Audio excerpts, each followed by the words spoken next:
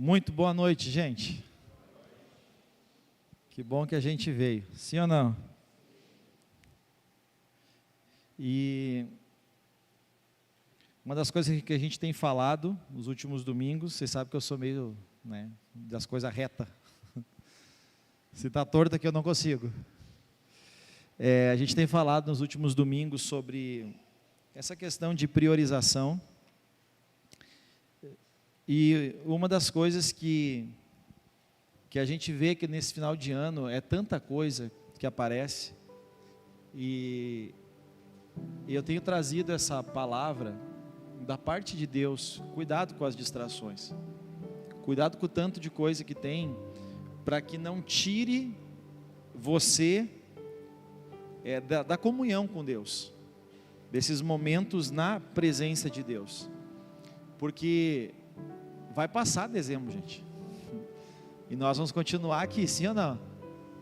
Vai passar essa fase, essa época, essas festas, e a nossa vida ela vai continuar. Isso aqui é literalmente, o mês de dezembro é o mês de muitas distrações, e está tudo bem nós participarmos de tudo, só não tire o seu foco do seu compromisso, da sua dedicação e da sua busca em Deus. Não deixe isso se perder no meio de tantas coisas que aparecem, no meio de tantas coisas que vão surgindo. Continue conectado com Ele, amém? Nós estamos falando sobre o maior sermão da história, pregado pelo maior pregador que já existiu, que é Jesus. E esse sermão ele está entre os capítulos 5, 6 e 7 de Mateus. E a palavra que Deus trouxe para o meu coração, eu comecei nas bem-aventuranças, e eu acredito que Deus ele trabalha com a gente meio que do nosso jeito. Exemplo, eu não sou uma pessoa assim de seguir um roteiro. Nem o meu roteiro eu sigo, mas eu estou dentro desse sermão, que é maravilhoso, gente. Ele ensina muito. Eu acho que ele é a base para a nossa vida cristã, lendo, relendo esses 3 capítulos, para compartilhar ele com vocês. Eu acho que ele é a base para muitas coisas espirituais na nossa vida. E quarta-feira, o pastor Anderson tem trazido uma palavra. A gente está estudando os livros de Tiago, depois a gente vai entrar em Pedro, em João, ou talvez a ordem contrária, não sei, ele que está organizando isso. E eu tenho falado o quanto eu tenho sido edificado na quarta-feira, eu fortaleço isso de novo. Porque lendo o livro de Tiago, capítulo 1, fala muito sobre a perseverança, o 2 sobre não tratarmos as pessoas diferente, tratarmos todos bem. O 3 fala sobre os cuidados que nós temos que ter com as nossas palavras. E o 4, pastor, eu escolhi uma palavra para ele, que é o orgulho. Que ele começa aí, de onde vêm as guerras, os problemas, as dificuldades. E a maioria dos nossos problemas, ele nasce no orgulho. O capítulo 4 de Tiago fala isso. Só que o final do capítulo, ele fala sobre a soberania de Deus. Pode colocar lá, Tiago, eu vou ler. A gente vai falar sobre esse maior sermão, tá? Deixa eu só pegar aqui. No 4, 13, a partir do 13, eu gosto muito desse ensinamento. Tudo o que está escrito na Bíblia, a própria Bíblia diz que foi escrito para o nosso ensino, para nós aprendermos. Estamos juntos, gente, sim ou não? Vocês estão tão murcho hoje? Estão cansados de dezembro já? Dezembro parece que tem 65 dias, sim ou não? É tanta coisa, até passa rápido, mas é tanta coisa que parece interminável o dezembro. Olha o que Tiago diz. Esse Tiago aqui, ele era irmão de Jesus, uma curiosidade. Maria foi uma mulher muito especial, porque senão Deus não teria escolhido ela para gerar a Jesus. Só que ela não é, deixa eu contar um segredo para você, ela não é a Virgem Maria. Quando ela concebeu Jesus, sim, depois fluiu normal, entendeu? E Tiago é um dos filhos dela, esse Tiago aqui, irmão de Jesus. E ele diz assim: atendei agora, vocês que dizem, hoje ou amanhã iremos para tal cidade, lá passaremos um ano, negociaremos, teremos lucros. Vocês não sabem, olha aqui para mim, nenhum de nós sabemos o que acontecerá amanhã. Porque a nossa vida, o que é a nossa vida, Tiago falando, e não é verdade isso, gente? Eu tenho acompanhado,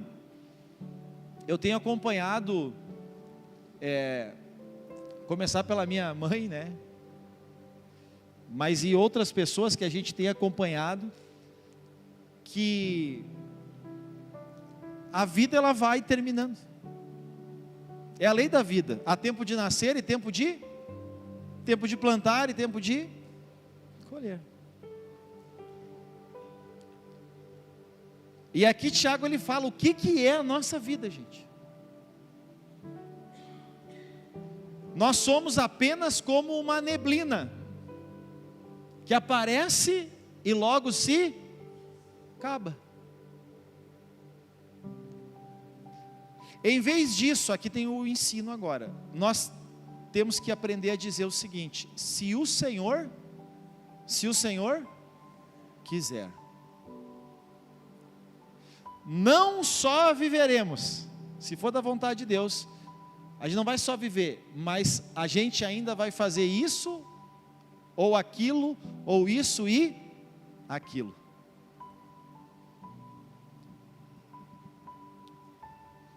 E aí ele continua ali, mas eu vou parar aqui. E olhando para esse texto, e de Tiago 5, que a gente vai estudar quarta-feira agora, diz lá em Tiago 5, deixa eu só pegar o versículo, eu li, mas não peguei, lá vou eu de novo. Tiago 5, 16, a parte B só eu quero pegar. Confessai os vossos pecados uns aos outros, e orai uns pelos outros, para serem curados. Eu quero pegar só essa parte final. Muito pode, por sua eficácia, a súplica de um justo. Lá em Mateus capítulo 7, versículo 7, esse é o versículo que eu quero ler com vocês hoje. Jesus ele diz o seguinte, então a gente vai recortar esse quadrado desse grande sermão. Esse sermão, gente, ele tem, eu gosto de umas coisas matemáticas, tá? Que não tem nada a ver, mas eu gosto. Ele tem 111 versículos, capítulos 5, 6 e 7.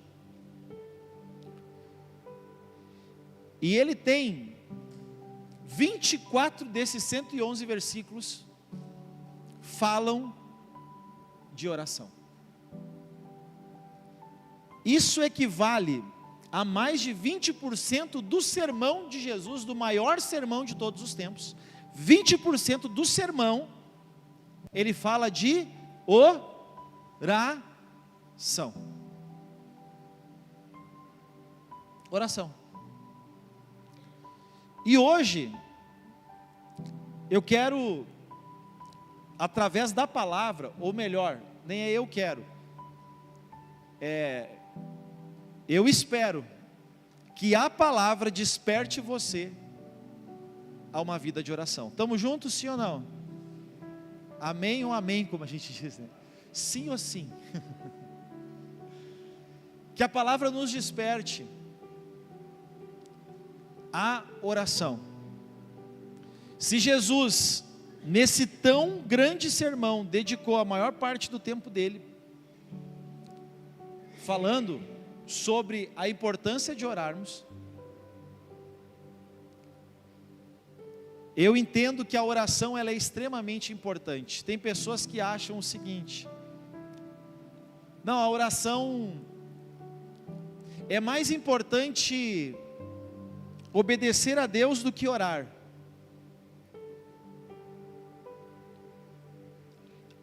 E eu digo para você que obedecer a Deus é óbvio que é essencial. Agora, orar a Deus também é. Uma metáfora que eu uso aqui é que para que a nossa vida cristã, ela se desenvolva, para que a gente possa subir ao Monte Santo do Senhor, subir à presença de Deus, para que a gente possa andar com Deus e caminhar com Deus, nós temos que alinhar essas duas coisas na nossa vida: a palavra e a oração. E aí a gente monta as asas. Tinha uma música que eu adorava, não sei se acontece com vocês aqui, pastor e os ministros aí, o Roger, mas eu ia no pastor Erlei pedir para ele cantar uma música.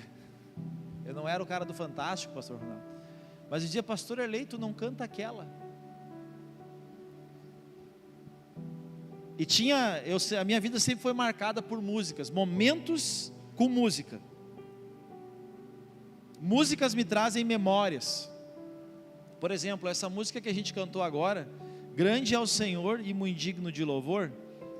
Essa música, um irmão chamado PC, lembra do Paulinho, Grazi? PC, tocava teclado, era o líder Joade.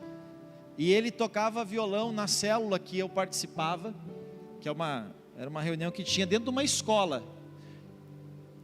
As minhas primeiras experiências ouvindo a palavra de Deus foi em 20 minutos, no horário do recreio da escola 25 de julho ali em Novo Hamburgo. A gente tinha permissão de entrar, eu não estudava lá, mas a gente entrava para ficar 20 minutos. Era incrível, gente, porque na hora do recreio, no meio do pátio assim, uma sala com muitas janelas, aquela galera da noite, os da noite sempre eram um pouco mais, ou trabalhava, era gente séria, ou era caco, não é? Pessoal que estuda de noite é uma ou outra. Outra trabalhando ou não quer nada com a vida. Daí vai na escola dormir e comer merenda. E aí a gente entrava ali e ia para lá. E era incrível, gente, porque aquela sala lotava na hora do recreio. O povo abria a mão do recreio para estar ali na presença de Deus. Era uma coisa muito, muito, muito legal, muito especial. E o Paulinho cantava muito essa música, que eu não entendia nada na época. Grande é o Senhor e muito indigno. Eu sempre achei as letras das músicas antigas assim, hoje eu acho legal, mas eu achava estranho. Na cidade do nosso Deus, seu santo monte, a alegria de toda a terra. Não entendia nada, mas estava lá.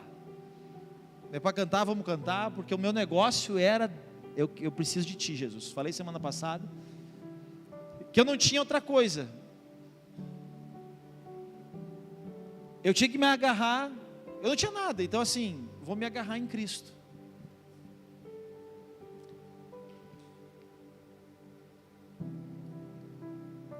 E eu fui ensinado a orar, a me expressar diante de Deus. E aqui Jesus, ele nos ensina sobre isso. E é quase estranho a gente pensar que algumas pessoas, inclusive pessoas que pregam, elas dizem que oração é um detalhe da vida cristã. Só que eu olho em toda a história da Bíblia, em toda a história da palavra de Deus, a gente vê Deus se manifestando através das orações. E aqui nesse texto ele diz: pedi e dar-se-vos-á. Olha como essas linguagens aí é braba, né? Pedi e dar-se-vos-á. Buscai e achareis. Batei e abrir-se-vos-á. Preste atenção. Porque todo o que pede, recebe. E o que busca, encontra. E o que bate, abrir-se-lhe-á.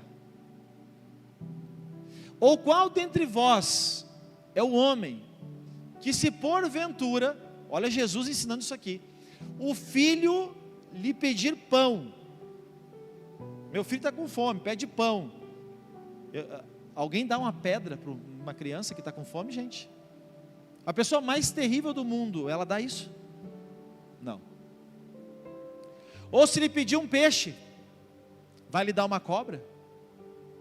Não. Ora, se vocês que são maus, quer dizer que tem essa natureza, essa coisa ruim dentro de nós, a gente tem replicado muito uma frase, que agora eu até esqueci quem falou, mas diz assim: tudo que tu vê de bom em mim é Deus, e de ruim, é eu mesmo. E aí Jesus diz: se vocês, que são maus, sabem dar boas dádivas aos vossos filhos, preste atenção quando está falando de oração, quanto mais o vosso Pai, que está nos céus, dará boas coisas aos que lhe pedirem. Aos que lhe pedirem. Como é que ele começa no 7? Pedir e dar-se usar. Buscai e vocês vão achar. Batam e as portas vão se abrir. Lá em Tiago, voltei para Tiago de novo, que coisa mais maravilhosa. 4. Falando ali do orgulho do ser humano, Tiago diz o seguinte: vocês não recebem, porque vocês não pedem. Acha lá para mim, Dani, por gentileza, por obséquio. Vocês não recebem, porque não pedem. Cobiçais e nada tendes, matais e invejais, e nada vocês obtêm. Vocês vivem a lutar e fazer guerra, tudo pelas questões humanas.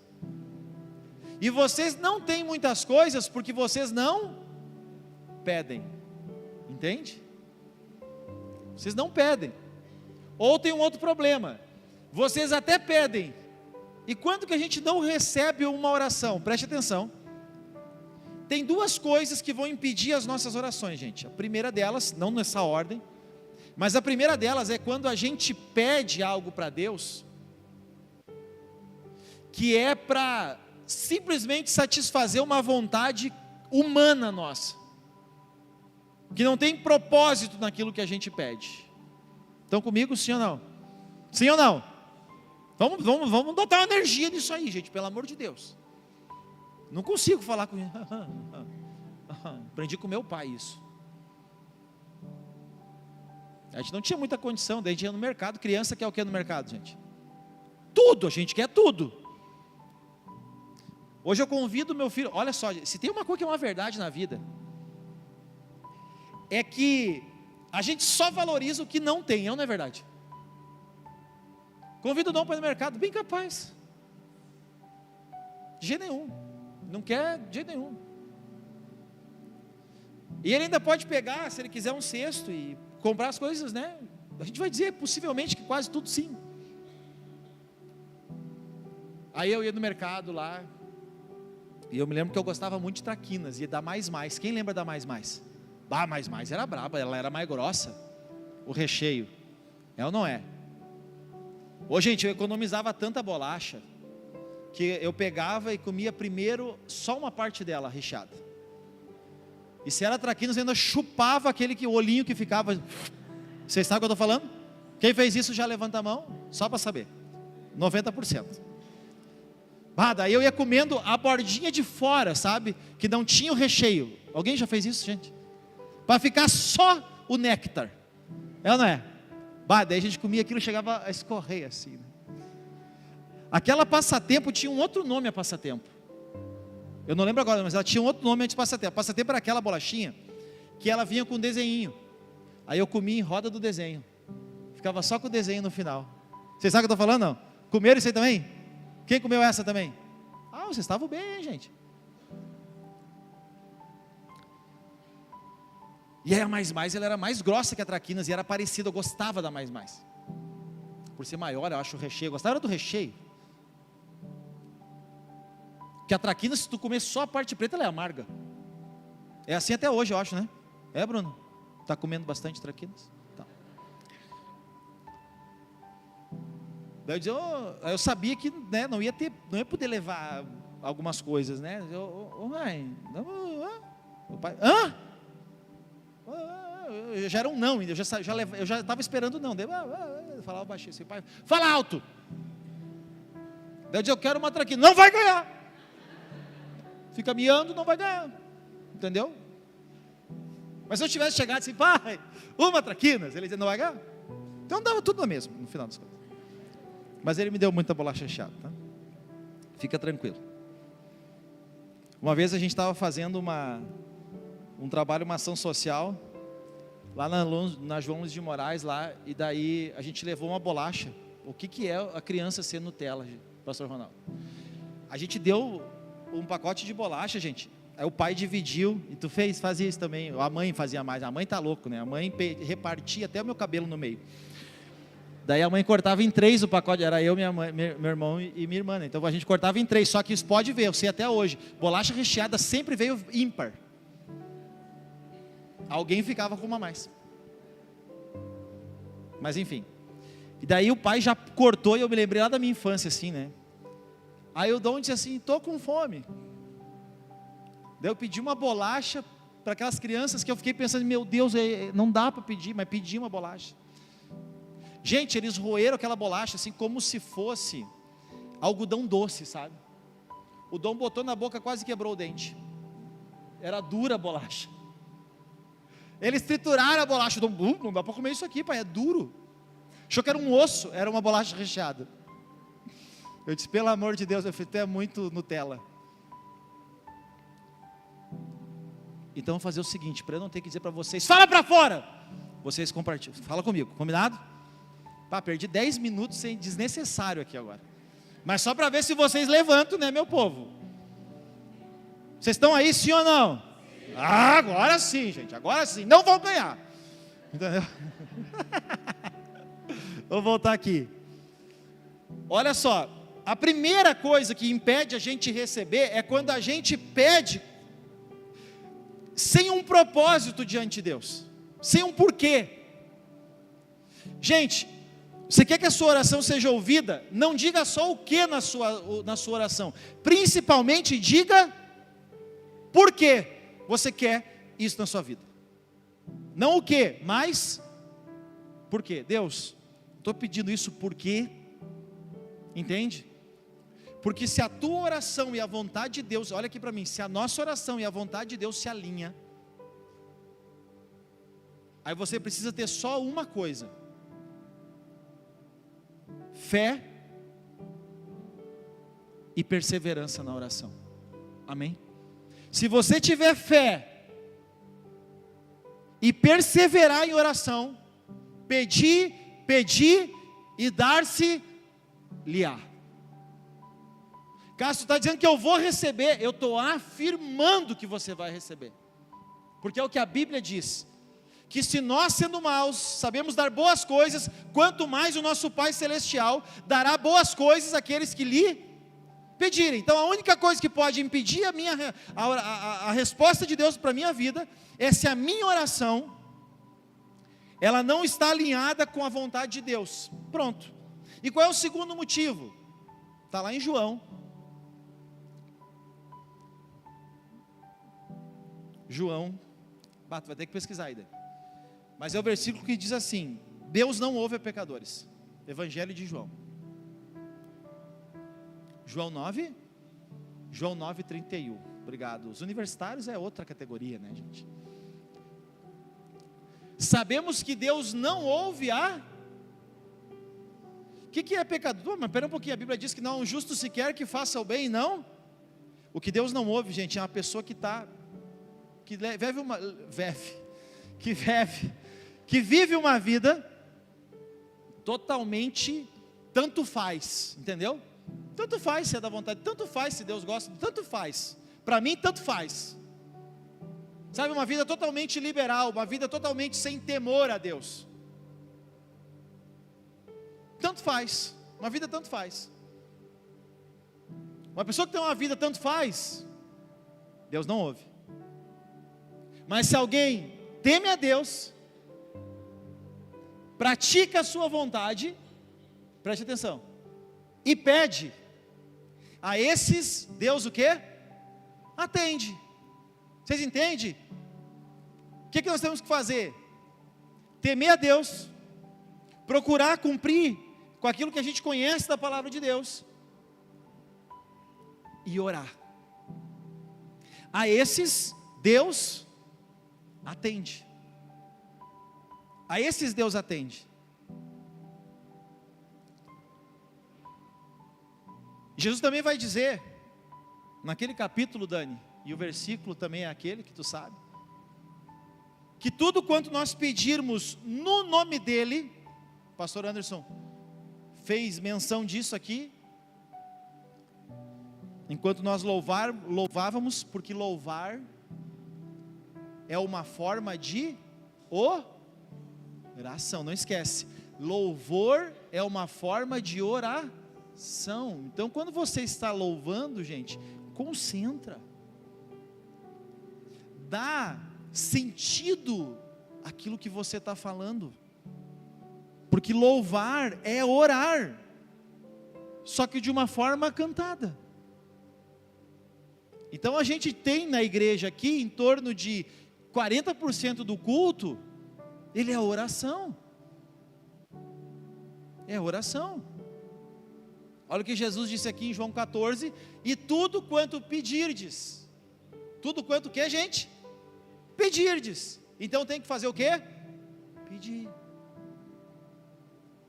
E tudo quanto pedirdes em meu nome, Jesus falando, isso eu farei. Por isso que a gente fala tanto assim, a gente, todas as partes da oração, ou daquilo que a gente pede, a gente conclui dizendo como?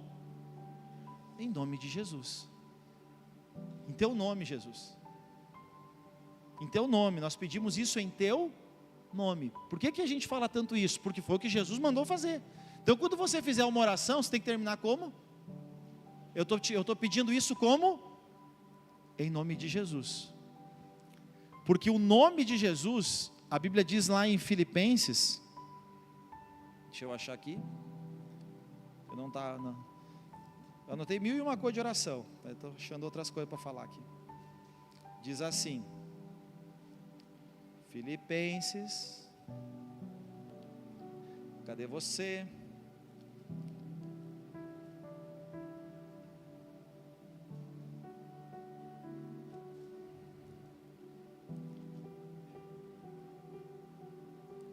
Acha aí, tá.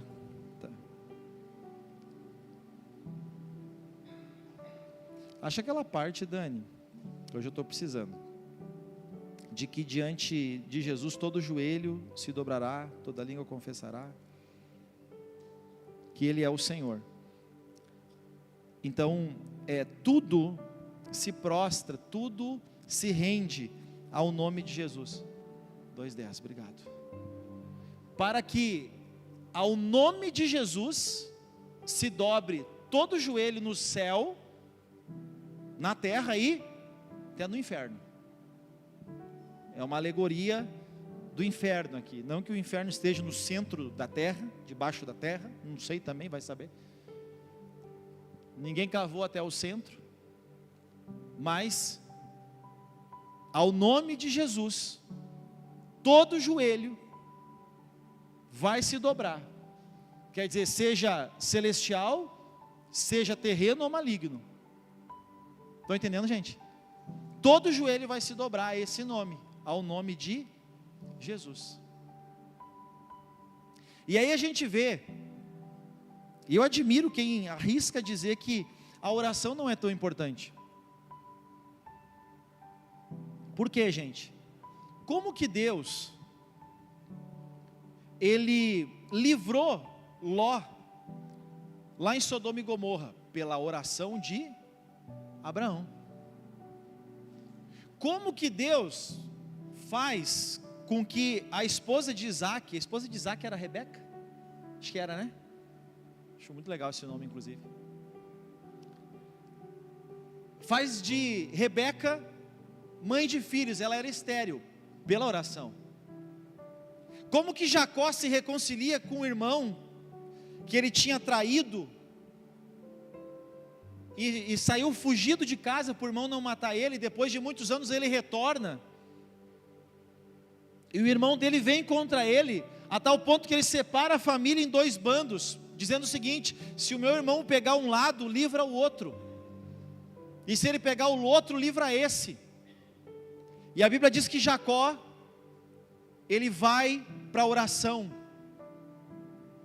e naquela oração, o termo na Bíblia é luta, quer dizer, ele busca isso diante de Deus, e ele luta com um anjo, é uma busca espiritual dele, e ele não deixa o anjo embora, e o anjo querendo ir embora, e ele não deixa o anjo embora, ele diz para o anjo: eu não te deixarei ir, enquanto tu não me abençoar.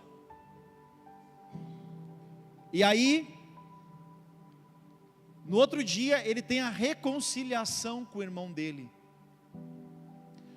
Como que essa reconciliação aconteceu, gente? Oração. É reconciliação a tua vida está precisando? Oração. É um milagre que tu precisa? Oração. Porque a oração, gente, se a gente olhar na Bíblia, Deus se arrependeu de ter liberto o povo. Olha que coisa incrível. Deus levanta Moisés pelo clamor do povo.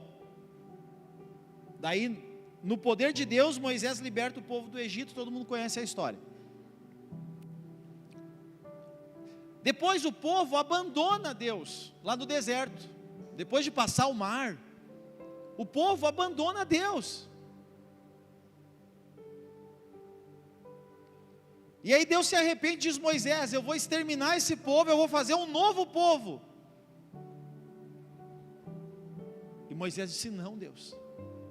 E Moisés intercede, e Moisés clama, e Moisés ora, e Deus usa de misericórdia. Misericórdia significa as riquezas de Deus sobre as nossas misérias. Quer dizer, não existe ninguém perdido para alguém que tem fé e ora.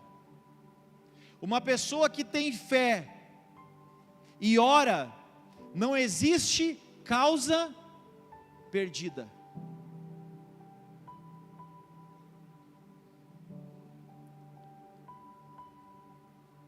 Oração mudou a história de filhos. O pastor Anderson trouxe um testemunho dele muito legal quarta-feira, daquele show que tu ia aí, né? Fiquei curioso para saber de quem, mas não me fala. Vai que eu estava lá, né? E ele disse que Deus falou com ele, enfim, ele não foi. Mas quando tu falou aquilo, eu me lembrei de uma mãe que o filho queria muito ir numa festa. Adolescente para jovem, queria muito numa festa. Joade, inclusive. E a mãe levou, voltou para casa, dobrou os joelhos e começou a orar. E logo depois, o filho liga para ela e diz: mãe, me busca. E ele disse que ele não teve prazer em estar lá. Pais e mães, vocês têm noção do poder que a oração de pai e mãe tem sobre a vida dos filhos? Esses dias eu não sei qual foi o insight que a Grazi teve, de alguma coisa porque a gente já ora pelo casamento do Dom. há bastante tempo inclusive. E ela disse assim, ó, eu vou orar mais isso pela mulher dele. Não sei se era para gostar dela, agora eu não me lembro agora o que era. Mas ela disse assim, eu vou orar por isso. Eu vou orar mais isso. Então foi lá para a listinha da oração pelo filho, entendeu? Eu disse, boa, vamos orar por isso. Nós cobrimos a vida dele de oração. O quanto você ora pelos seus filhos? Quanto você fala de Jesus para os seus filhos? Quanto você intercede por eles? Porque o mundo jaz no maligno. A igreja é a arca da salvação das famílias hoje. Porque aqui os princípios são mantidos. Porque hoje o mundo ele vai contra o natural. Ele vai contra o natural.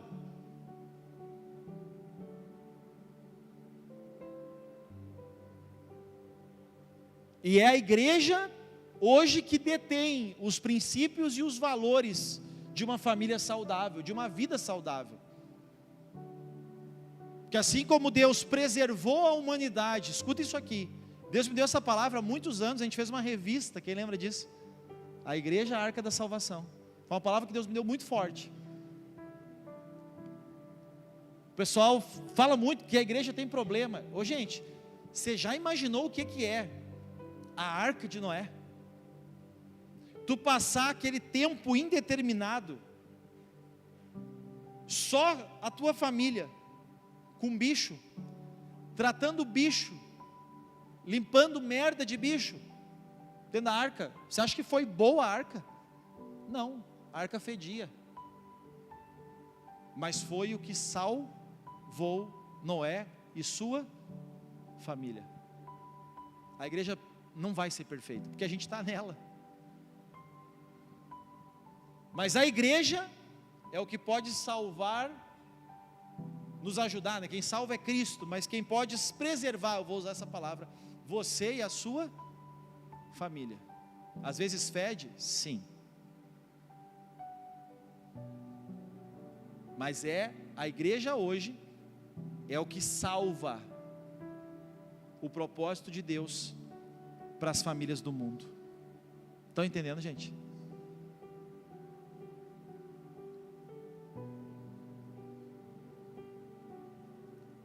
Aí eu peguei alguns pontos.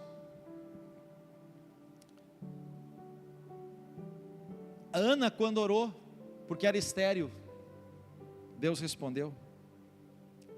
Elias, quando orou para não chover, Deus respondeu. Eliseu, quando pediu para Deus, enfim, Elias e Eliseu tem inúmeros milagres ali, feitos através da oração, gerados através da oração, não feitos pela oração, porque poderosa não é a oração, poderosa é o quê? É a quem nós oramos. O poder não está na oração, o poder está no Senhor. O poder está em a quem a gente ora, não o que a gente ora, mas para quem a gente ora. Gente, Jesus orou antes do batismo, está lá em Lucas. Jesus orou durante todo o ministério dele. Às vezes as multidões apertavam ele e ele se retirava para orar, diz a Bíblia. O monte da transfiguração, Jesus estava orando. Antes de ser preso pelos guardas para ser levado a julgamento, o que Jesus estava fazendo naquela noite? Orando. O que Jesus fez na cruz? Orou. Orou. Se você olhar a igreja em Atos, era uma igreja que orava. Isso aqui que falta para a igreja brasileira, para a nossa igreja aqui, falta mais oração. Esse ano a gente caminhou o ano todo em oração, uma vez por mês, aqui na nossa vigília, que é com reunião ministerial. A gente uniu tudo ali para ficar legal. Depois tem comunhão. E tem sido um tempo fantástico. Pena que a igreja não vem. mas sem medo de errar. Quando a igreja, se a gente ora e já tem resultado, quando a igreja ora, os céus se abrem. Quando a igreja ora, a terra treme. Quando a igreja ora, o inferno abala. Quando a igreja ora, Deus se manifesta.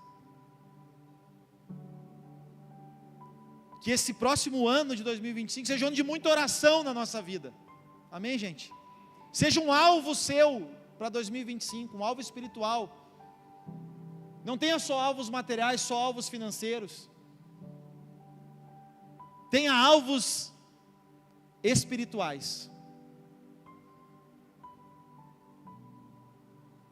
E que seja um alvo você orar mais.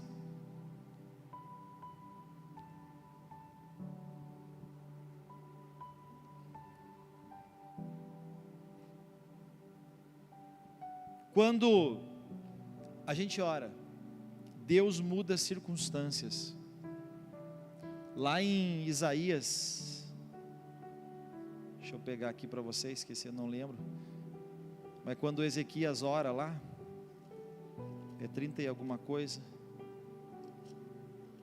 Deixa eu ver. Estou em Ezequiel, não ia achar nunca, só um pouquinho.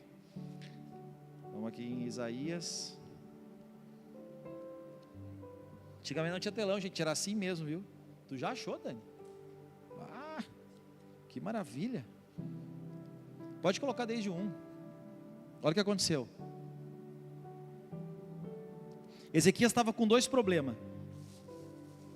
O primeiro era uma guerra contra os assírios. E nesses dias que ele estava em guerra contra os assírios, então a nação, imagina o que é viver em guerra, gente. Israel até hoje vive em guerra. Naqueles dias Ezequias adoeceu de uma enfermidade, o que, gente? O que era a enfermidade? Mortal. E aí veio falar com ele o profeta Isaías. E ele disse da parte de Deus: assim diz o Senhor. Olha o que Deus mandou dizer para Ezequias, gente. Arruma a tua casa, porque tu vai. Quero te dar uma palavra nessa noite. Em nome de Jesus tu vai morrer. Todo mundo vai morrer. Na verdade essa palavra de Isaías só que ele estava enfermo. Ele entendeu a palavra. Todo mundo vai morrer. Até quem ressuscitou morreu de novo. Então tem uma coisa certa nessa vida, é o quê? A morte, gente. Então temos que não gostar dela, mas lidar bem com ela. Então olha só Isaías, imagina se fosse eu entregar essa palavra, gente, eu ia dar 1 volta, 2 voltas, 3 voltas, 4 voltas, 5 voltas, para dizer, olha, pois é, quem sabe, né? Enfim, queria te dizer que, pois é, Deus falou muito forte no meu coração. Então, imagina tu dizer isso aí, entregar um recado desse, gente, brabo demais. Ezequias foi lá e pá, Ezequias, como é que estamos? Estou meio ruinzinho aí, por dentro. Pois é, tu faz o seguinte, ó, assim diz o Senhor, arruma tua casa, organiza as coisas aí, passa a senha para a esposa. Esses dias a Grazi veio com essa: cadê tuas senhas? Cadê teus acessos? Eu não sei nada. Eu disse: eu vou morrer? Perguntei. Tu acha que eu vou morrer, Grazi? Mas está aqui então, eu demonstrei. Toda a minha herança eu mostrei para ela ali, tudo que ela tem em vida. Melhor eu ficar vivo. E a Grazi: eu quero saber tuas senhas, porque eu não sei. Não, está aqui, Grazi, fica em paz, está aqui, está ali. Tem em 2 lugares, de fácil acesso inclusive. E aí até perguntei para ela: Deus falou alguma coisa contigo? Estou para morrer, alguma coisa? Tu está sentindo alguma coisa? É bom tu me falar, porque eu já vou me preparando, né? Vigiando, né? Porque se Deus já vai me levar, eu tenho que estar bem direitinho, né? É ou não é, gente? Deus disse para Ezequias: arruma a tua casa, tu vai morrer. E saiu, gente. Imagina um pastor fazer isso hoje. O irmão ia crucificar aquele pastor desumano, racional, frio. Deus deu uma palavra para ele sobre a minha vida negativa, ele nem orou.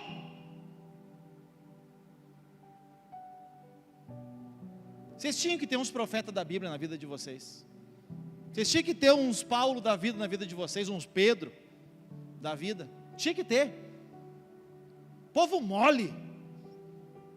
Que se o pastor... E eu não consigo ser assim, gente.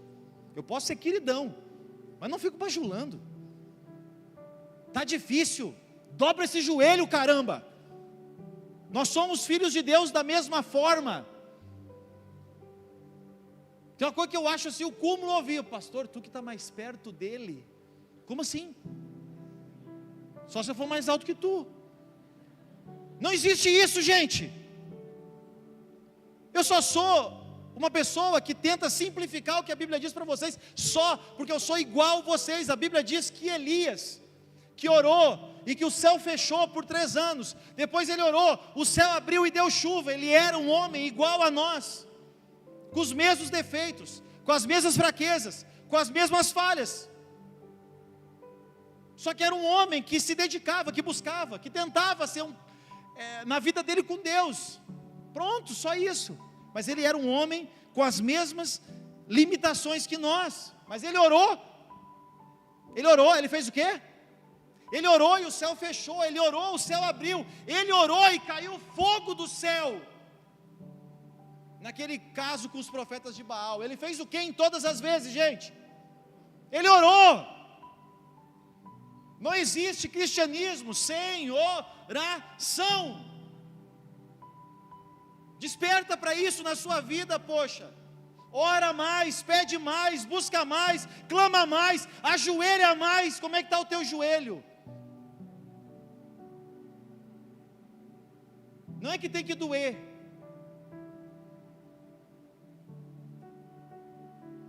Você sabe o que a oração ela diz? A nossa oração ela diz o seguinte: a nossa oração demonstra o quanto nós somos fracos, e Deus é forte e poderoso sobre a nossa vida. Estão entendendo, gente? É isso que a oração diz. A oração revela a nossa fraqueza, a nossa dependência, a nossa necessidade de Deus. É isso que uma pessoa que ora mais, ela está dizendo, que ela precisa mais. Porque se você ora pouco, você de alguma forma está dizendo que você não precisa tanto de Deus. Estão entendendo isso, gente? Sim ou não?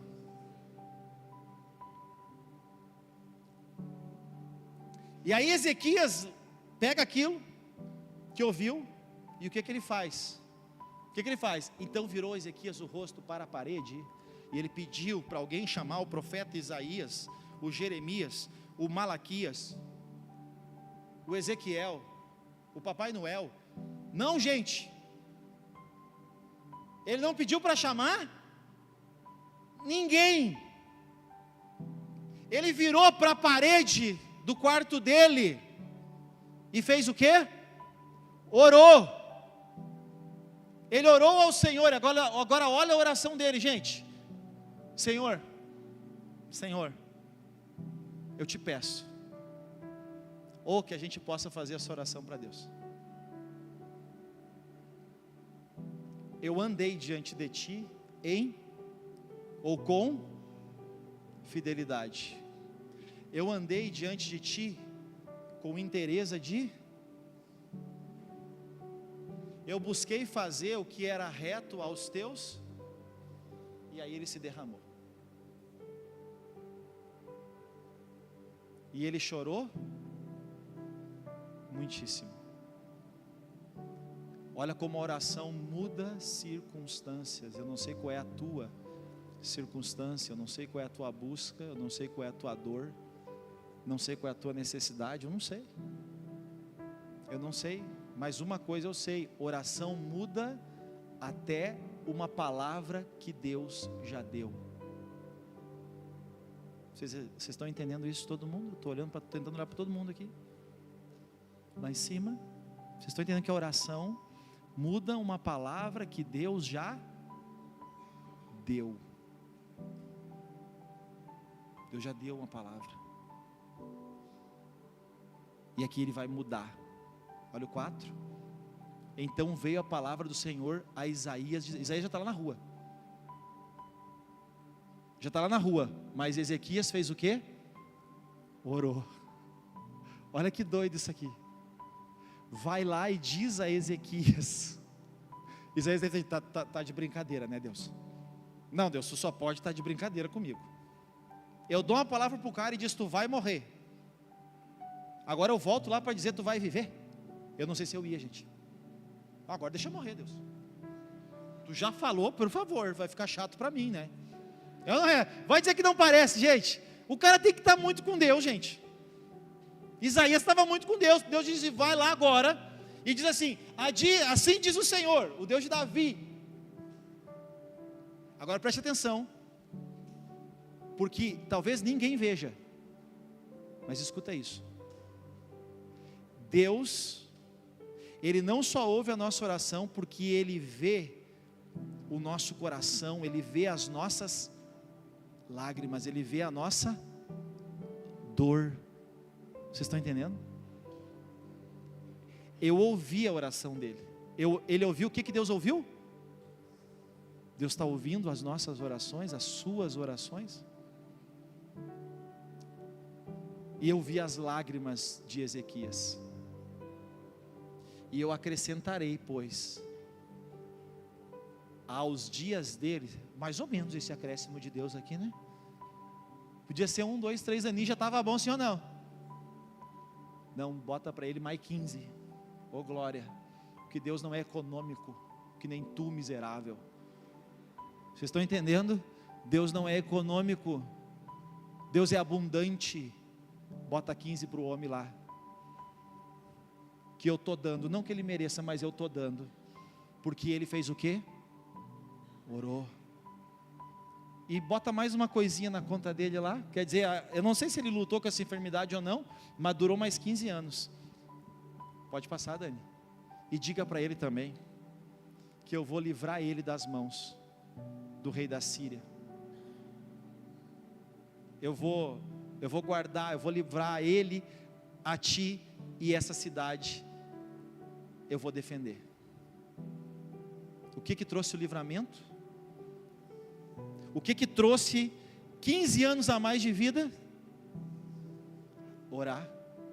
Vocês estão entendendo que a oração muda até algo que Deus já determinou para a nossa vida.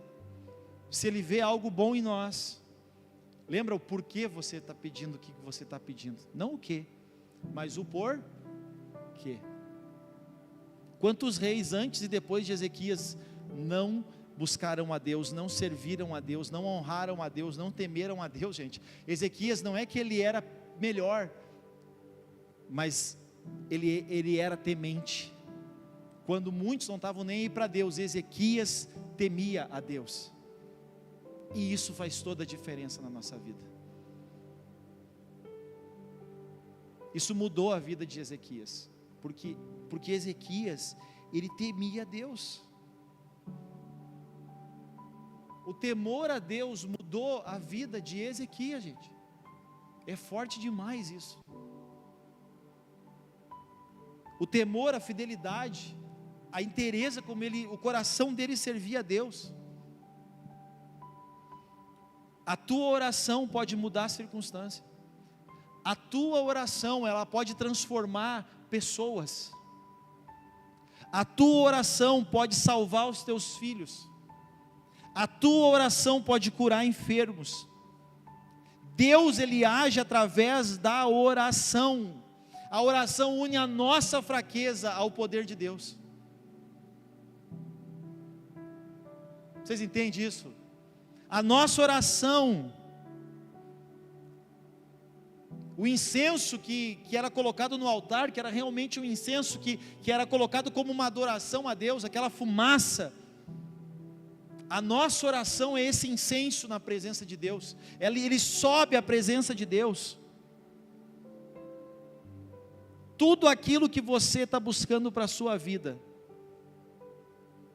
apresente a Deus em oração, porque onde não há oração, não há manifestação de Deus. Onde não há oração, não há a manifestação de Deus.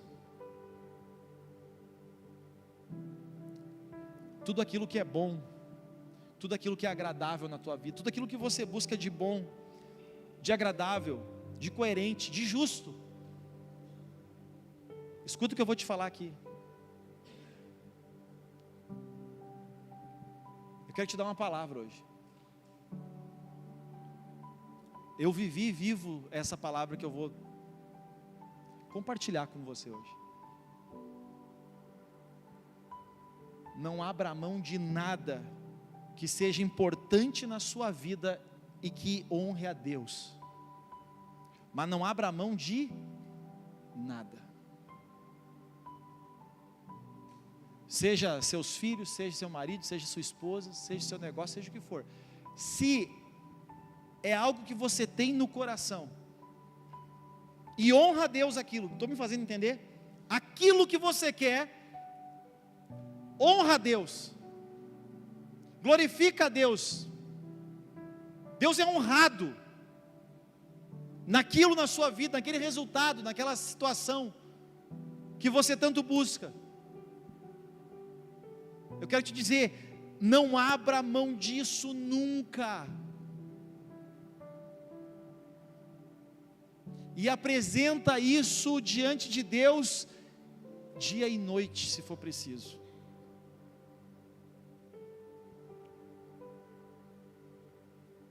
E você vai ver o poder do Deus a quem nós oramos. Não abra mão de nada. Vamos colocar de pé.